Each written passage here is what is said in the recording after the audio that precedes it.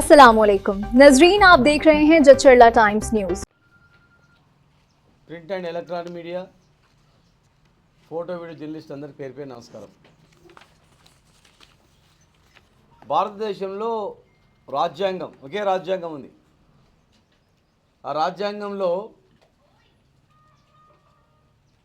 ఎలక్షన్లు అనేటివి నిష్పక్షపాతంగా జరగాలంటే ఎలక్షన్ కమిషన్కు కొన్ని పవర్స్ ఇచ్చారు. స్వతంత్రంగా వ్యవహరించడానికి, సజావుగా ఎన్నికలు జరగడానికి ఒక నియామావళి రూపొందించారు. ఎందుకంటే ప్రపంచంలో ఈ ప్రజాస్వామ్య దేశం పెద్ద దేశం అన్నది, ప్రజలతో ఎన్నుకోబడింది కనుక ప్రజలకు స్వేచ్ఛగా ఉండేటట్లు అవకాశం ఉంది. కానీ ఈరోజు రాష్ట్రంలో చూస్తే ఎలక్షన్ నోటిఫికేషన్ ఇవ్వగానే అంత అడ్మినిస్ట్రేషన్ అంతా, పోలీస్ కావచ్చు, రెవెన్యూ కావచ్చు, టోటల్ అడ్మినిస్ట్రేషన్ ఎక్సైజ్ కావచ్చు, అన్నీ కూడా ఎలక్షన్ కమిషన్ అండర్కి వెళ్ళిపోతాయి, వాళ్ళ కంట్రోల్కి వెళ్ళిపోతుంది. పోలీస్ కానీ ఏ డిపార్ట్మెంట్ అయినా, డిస్ట్రిక్ట్ ఎలక్షన్ ఆఫీసర్ కానీ, అటు రాష్ట్రంలో స్టేట్ ఎలక్షన్ కమిషన్ కానీ వీళ్ళ అండర్లో పనిచేయాలి. కానీ ఎక్కడ కూడా స్టేట్లో కానీ, రాష్ట్రంలో కానీ, ఇక్కడ జిల్లాలో కానీ ఆ పరిస్థితి కనిపిస్తలేదు, నామమాత్రంగా అనిపిస్తూ ఉంది.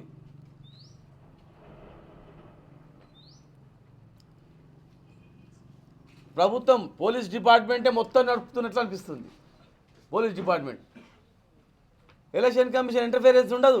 పోలీసులే డైరెక్ట్గా, వాళ్ళే ఎక్సైజ్, వాళ్ళే రెవెన్యూ, వాళ్ళే లా అండ్ ఆర్డర్, వాళ్ళే మొత్తం టోటల్గా యంత్రాంగం మొత్తం కూడా. పోలీస్ వ్యవస్థ అంటే దేశంలోనే తెలంగాణ పోలీస్ అంటే పెద్ద విలువ, గొప్ప పేరు. కానీ ఈరోజు సిగ్గుపడేటట్లుంది. ఎలక్షన్ కమిషన్ సంబంధం ఏమి ఉండదు. పోలీస్ డిపార్ట్మెంట్ వాళ్ళే నామినేషన్ వేపిస్తారు. అంటే అధికార పార్టీకి తలొగ్గి రాష్ట్రంలో ఉన్నటువంటి కొంతమంది అవినీతి అధికారులు వాళ్ళ పోస్టింగ్లకు, మామూళ్లకు, భూములకు, భూ కబ్జాలకు, శాండ్ మాఫియాకు, ఇంకా రకరకాల మైనింగ్ మాఫియాలకు, డబ్బుకు అలవాటు పడినటువంటి కొంతమంది అధికారులు కేవలం ప్రధానంగా అదే ధ్యేయంగా పెట్టుకొని పూర్తి విచ్చలవిడిగా మొత్తం అన్ని వదిలిపెట్టి పోలీస్ వ్యవస్థకే చెడ్డ పేరు తెచ్చేటట్లు ఇవాళ వివరిస్తూ ఉన్నారు. నామినేషన్ వేయడానికి 3 పోవాలి నిబంధన, కానీ గుంపులు 20 మంది 30 మంది పోతున్నారు. పేపర్లలో వస్తుంది, సోషల్ మీడియాలో వస్తుంది, ఏం యాక్షన్ లేదు. అదే బీఆర్ఎస్ అంటే 3 పోవాలని లాంగ్వేజే డిఫరెంట్గా మాట్లాడడం, వాళ్ళ ముందర గ్రేట్ అన్నట్లు మీరు అందరూ పోండి అని చెప్పడం, ఇది ఎక్కడిది? నామినేషన్ విత్డ్రాల్లో కూడా వాళ్ళు ఇన్వాల్వ్ అవుతున్నారు. నువ్వు విత్డ్రా కావాలని చెప్పని, సపోర్ట్ చేయాలని చెప్పి చెప్తున్నారు. మీరు సపోర్ట్ చేయాలా, ఏం బిజినెస్ మాకు తెలుసు కదా, తర్వాత కష్టాలు వస్తాయని చెప్పి. ఇంట్లో ఎవరైనా అధికారి ఉంటే నువ్వు ఎట్లా ఉద్యోగం చేస్తావు, నీ కొడుకు అక్కడ తిరుగుతున్నారు, ఇక్కడ తిరుగుతుందని చెప్తా ఉన్నారు. పోలీసే వ్యవస్థ నడుపుతూ ఉంది టోటల్గా. ఒరే ఉన్నతాధికారులకు కూడా మరి భయపడుతుండ్రా? మరి ఉన్నతాధికారులది ఏమవుతుందో తెలియని పరిస్థితి ఉంది ఈరోజు రాష్ట్రంలో. విచ్చలవిడిగా వీళ్ళ ఒత్తిడి తట్టుకోలేక ఆత్మహత్యలు చేసుకుంటున్నారు. ఒక వికలాంగుని ఆత్మకూరులో బండితోనే గుద్దిండు లబ్బడాయన, ఎస్టీ. ఒక వికలాంగుడు 3 పైల బండిలో వెళ్తున్నా కూడా ఆయనను గుద్దడము, వీళ్ళ ఒత్తిడికి తట్టుకోలేక ఇంకో ఎస్టీ చనిపోవడము, కిడ్నాప్ చేసి పారిపోవడము. ముఖ్యమంత్రి గారు జిల్లాలోనే ఇట్లా జరుగుతుందంటే ఇక రాష్ట్రంలో ఏం పరిస్థితి ఉంటుంది? ఆదర్శంగా ఉండాలి. ఇక్కడ లా అండ్ ఆర్డర్ కంట్రోల్ చేస్తూ నడిపించాలి. మరి ఇక్కడ ఉన్నటువంటి అధికారులు అతి ఉత్సాహమా లేకపోతే లైనా అర్థం కాని పరిస్థితి ఉంది. సామాన్యులు బయట స్వేచ్ఛగా ఓటు వేయలేని పరిస్థితి ఉంది.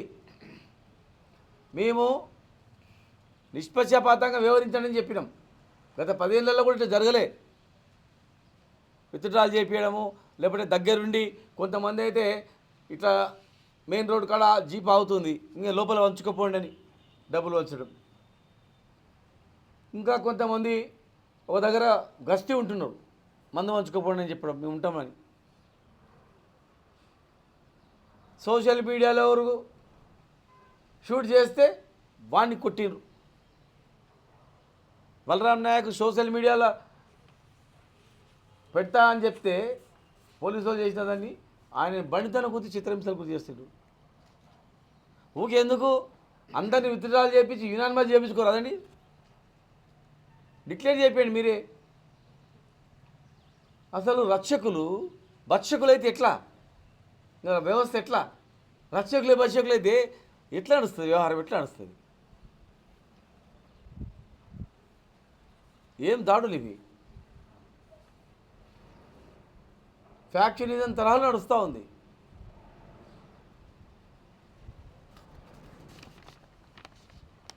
అధికారులకు ఫోన్ చేస్తే వాళ్ళకి అసలు మాకు సంబంధం ఏం లేదు, పోలీస్ చేస్తుంది అనే రీతిలో ఉందంట.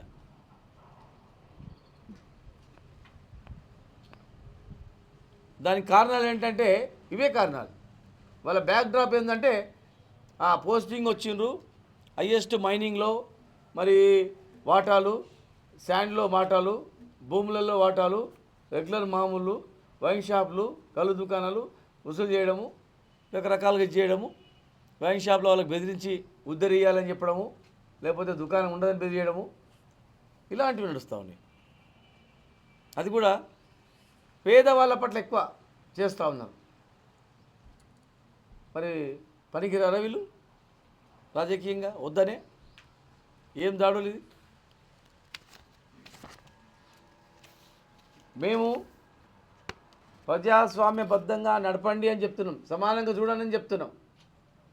మేము మా వాళ్ళు తప్పు చేస్తే మీరు శిక్షించండి, కానీ ఏకపక్షంగా ఇవాళ ఎట్లుందంటే రాష్ట్రంలో అందరు ఏకమైన, బీఆర్ఎస్ఏ లేదన్నారు కదా, బీఆర్ఎస్ఏ లేదన్నప్పుడు ఎందుకంత భయం? బీఆర్ఎస్ఏ లేదని మీరు అన్నప్పుడు అందరు ఐక్యం కావాల్సిన అవసరం ఏంటి? ఇంత భయం పడాల్సిన అవసరం ఏముంది? ఫ్రీగా వదిలిపెడితే మరి ఓట్లేసి మీరే వస్తారు కదా, పార్టీ లేనప్పుడు. అందరూ జాతీయ స్థాయిలో ఉన్న కొట్లాడుకొని ఇక్కడ అందరూ ఐక్యమైపోయి ఒక్కరిని ఎదుర్కోలేక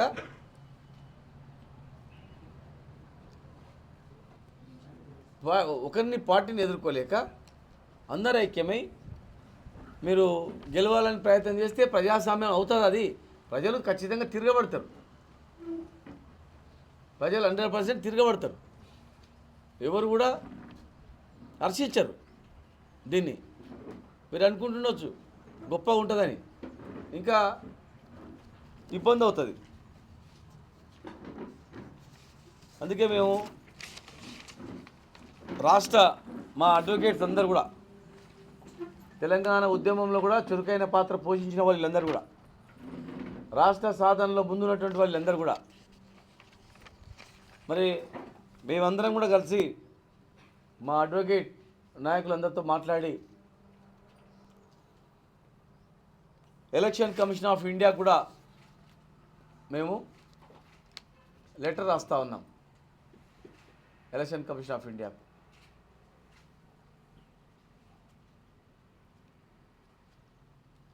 దీన్ని ఎంక్వైరీ చేయమని అడుగుతూ ఉన్నాం. ఈ రాష్ట్రంలో శాంతి భద్రతల కరువైంది, రాష్ట్ర ఎలక్షన్ కమిషన్ కూడా మరి చర్యలు చేపట్టట్లేదు. మీరు జోక్యం కలిగించుకొని మేము ఇచ్చిన దాన్ని ఎంక్వైరీ చేయమని అడుగుతూ ఉన్నాం. మీరు ఎంక్వైరీ చేయండి, మా తప్ప కరెక్ట్ అనేది ఇందులో ఉన్న కొన్ని అంశాలు ఇచ్చినాం. కొంతమంది పరిశీలకులు పంపండి, నిజాయితీ గల అధికారులను పంపండి, వెరిఫై చేయండి. మరి స్టేట్ ఎలక్షన్ కమిషన్ మేము అడుగుతూ ఉన్నాం, మేము ఇచ్చినటువంటివి మీరు కూడా కమిటీ అయింది పంపించండి, ఇది వాస్తవం కాదని చెప్పి కింది స్థాయిలో విచారణ చేయండి, విచారణ చేసి యాక్షన్ తీసుకోండి. ఇక state election commission of India ఇక వాళ్ళు కూడా యాక్షన్ తీసుకోవాలంటే భవిష్యత్తులో చాలా ప్రమాదంలో ఉన్నట్లే ప్రజాస్వామ్యం అనేది. ఒక రెవల్యూషన్ పద్ధతిలో ప్రజల నుంచి మార్పు అనేది కొత్తగా వస్తుంది. మీరు గౌరవించి యాక్షన్ తీసుకుంటే ప్రజాస్వామ్యంలో విలువలు ఉన్నాయి. ఒకరు తప్పు చేసినా ఇంకొకరు శిక్షిస్తారనే దానికి అవకాశం ఉంటుంది. లేకపోతే మొత్తం మార్చేసేయండి, మొత్తం టోటల్గా వ్యవస్థనే మార్చేసి మీ ఆధీనంలో పెట్టుకోండి డైరెక్ట్గా, ఎలక్షన్సే లేకుండా. కొట్టడం ఏంది, బెదిరియడం ఏంది, దౌర్జన్యం చేయడం ఏంది, ఇళ్ళ మీదకి పోయి అర్ధరాత్రి పోయి మహిళలు ఉంటే మహిళలను భయపెట్టించడం ఏంది, చిన్నపిల్లలను భయపెట్టించడం ఏంది, మీ నాన్న జాగ్రత్త, మీ నాన్న జాగ్రత్త, మీ అన్న జాగ్రత్త అని చెప్పడం ఏంది. అంటే ప్రజాస్వామ్యం ఎక్కడ పోతా ఉంది? అసలు ఈ జిల్లాలో యంత్రాంగం ఉందా, కనిపిస్తుందా? మీడియా, సోషల్ మీడియా చూస్తున్నారా? పేపర్ చూస్తున్నారా? కనీసం బయట ఎంక్వైరీ చేస్తున్నారా? చిన్న జిల్లాలో అయితే అడ్మినిస్ట్రేషన్ బాగుంటుందని కోరుకొని మేము అందరినీ ఒకే దగ్గర అడ్మినిస్ట్రేషన్ తీసుకొచ్చినాం. కానీ ఇలా పరిస్థితి, ఘోరమైన పరిస్థితి చూస్తూ ఉన్నాం. మేము ఊహించలే. మాకెందుకు బాధ అంటే రాష్ట్రం తెచ్చిన వాళ్ళం మేము, రాష్ట్ర సాధనలో ఉన్న వాళ్ళం మేము, కేసీఆర్ గారు వెంబడి, ఉద్యమ నాయకుని వెంబడి నడుం బిగించిన వాళ్ళం మేము, జైలుకు పోయిన వాళ్ళం మేము. మా రాష్ట్రం బాగుండాలని మేము కోరుకుంటాం, అన్ని రంగాల్లో అభివృద్ధి ఉండాలని కోరుకుంటాం. కానీ నియమావళి ఉల్లంఘించి భయభ్రాంతులకు గురి చేసి ఆడవాళ్ళను కూడా భయపెట్టించి చేయడం అనేది మంచి పద్ధతి కాదు. ఇప్పటికైనా సజావుగా ఎన్నికలు జరిగేటట్టు చేయండి. ఒకవేళ ఎలాంటి సంఘటనలు జరిగినాయంటే రేపు ఖచ్చితంగా పెద్ద ఎత్తున ఆందోళన చేస్తాం. మేము వదిలిపెట్టాం. ఇలాంటి శాంతి భద్రతలకు విఘాతం కలిగించినటువంటి వాళ్ళని ఎవరిని కూడా మేము వదిలిపెట్టాం. మీరు ఏమైనా లావాదేవీలు పుచ్చుకోమని చేసుకోండి. ఒక ఆయన అంటాడంట, నేను ఇప్పటికే 10 కోట్లు సంపాదించిన, ఎట్లా మీరు నెక్స్ట్ ప్రభుత్వం వచ్చిన తర్వాత మాకు ఇబ్బంది అవుతుంది, అందుకే నేను అంతా సెట్ చేసి పెట్టుకుంటున్నా, బిజినెస్లు అన్నీ బినామీ పేర్లు పెట్టుకొని ప్రశాంతంగా ఉందామని అనుకుంటుండొచ్చు. కానీ ఇబ్బంది గురి అయిన వాళ్ళు, మీ నుంచి నష్టపోయినటువంటి వాళ్ళు గ్యారంటీ కూడా మిమ్మల్ని ప్రశ్నిస్తారు.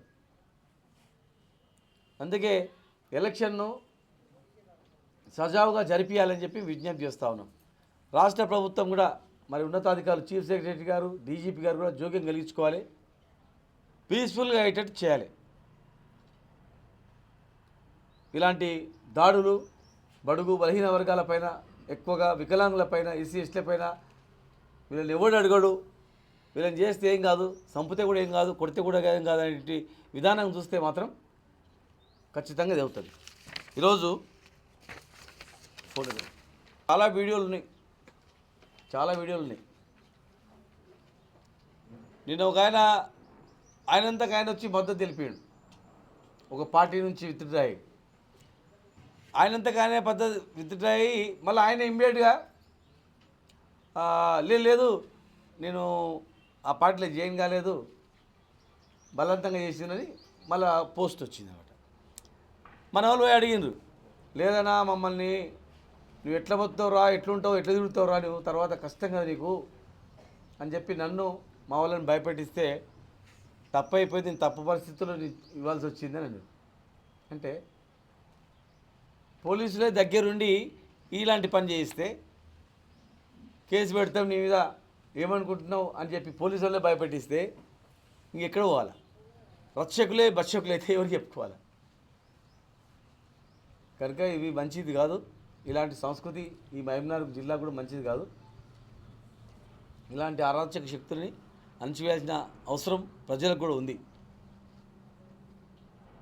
ఇలాంటి అరాచక శక్తులను మరి కనిపెట్టాల్సిన అవసరం ప్రజలకు కూడా ఉంది. మరి మీడియా కూడా ఇలాంటి సంఘటనలు ఎవరు చేసినా, మేము చేసినా, ఎలక్షన్ ప్రాసెస్లో ఇవాళ రేపు పోలింగ్ ఉంది, మేమేదన్నా చేస్తున్నా కూడా, మా నాయకులు కార్యకర్తలు చేస్తున్నా కూడా ఎలక్షన్ నియమావళిని ఉల్లంఘించి ఏదైనా చట్టానికి వ్యతిరేకమైనటువంటి కార్యక్రమాలు చేస్తున్నా స్వచ్ఛంగా మీరు టెలికాస్ట్ చేయండి, యాక్షన్ తీసుకోమని చెప్పండి, అభ్యంతరం లేదు. కానీ అమాయకులను భయభ్రాంతులకు గురి చేయొద్దని, ఆ భయభ్రాంతులకు గురి చేయడం వల్ల నిన్న ఒకరు చనిపోయినరు, ఇవాళ ఒకరు యాక్సిడెంట్ చేసిండ్రు, మొన్న ఒక అడ్వకేట్ని హత్య చేసి పడేసిండ్రు. అంటే మేము ఏం చేసినా ఏం కాదనేటువంటి మెసేజ్ కాదు, మంచిది కాదు. ఎందుకంటే ఇలాంటి మూమెంట్ వల్లనే గతంలో నక్సల్ ఉద్యమం వచ్చింది, సాయుధ పోరాటం వచ్చింది, ఇంకా అనేక పోరాటాలు వచ్చినాయి. ఇలాంటి మీరు రచించేటోళ్ళే బచ్చిస్తే మళ్ళీ యువకులు ఇంకో కొత్త పోరాటానికి దారితీస్తుంది. ఇంకో కొత్త పోరాటానికి మనం కూడా తయారు కావాలి, వీళ్ళని ఎదుర్కోవాలంటే ఇంకా కాదు ఇట్లా మనం కూడా ఇంకో ఏర్పాటు చేసుకోవాలి ఏదన్నా అనేటట్లు ఆలోచన వస్తుంది. కనుక అది మంచిది కాదు. ఎన్నో ప్రాణాలు తెగించి కొట్లాడి తెచ్చుకున్నాం మేము. అందరం బాగుపడాలి, అందరికీ సమాన హక్కులు జరగాలి.